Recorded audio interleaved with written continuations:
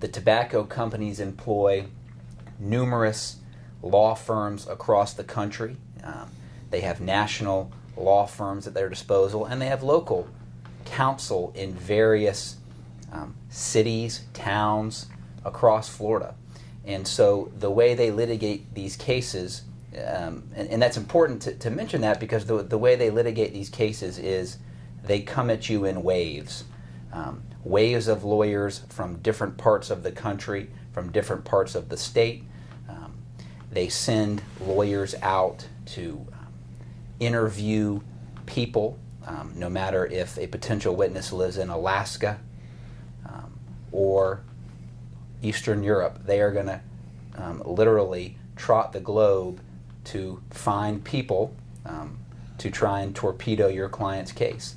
And they're able to do that because they have an enormous amount of money, limitless amount of money, to try and defend these cases, and they stop at nothing and spare no expense in defending these cases, which does make it challenging for us, but all the more rewarding knowing the depths they go to, the amount of money they do spend, and then it's very rewarding to show up in court when you know you have faced down an army literally from day one of the lawsuit until the verdict is read.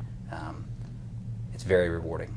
Hardee and I attended a hearing this morning, which was really a rather routine pretrial conference to discuss a case that will be beginning in 2 weeks. And there were 6 tobacco lawyers present in the courtroom representing a single tobacco defendant for what ordinarily would warrant the attention of a single attorney in 99% of the cases that are tried in Florida.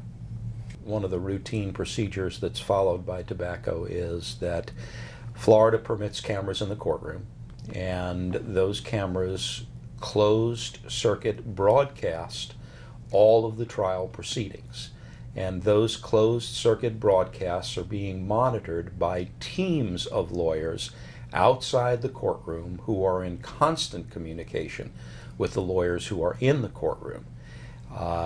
They are working 24-hour shifts. They are producing legal memos on every issue that could potentially arise and which does arise during the course of a trial proceeding. And those teams of lawyers who are very experienced and very competent in this area of the law, those teams of lawyers are doing everything they possibly can to create a record that will enable them, regardless of the results before a jury, to challenge those results at an appellate court level all the way up to the United States Supreme Court.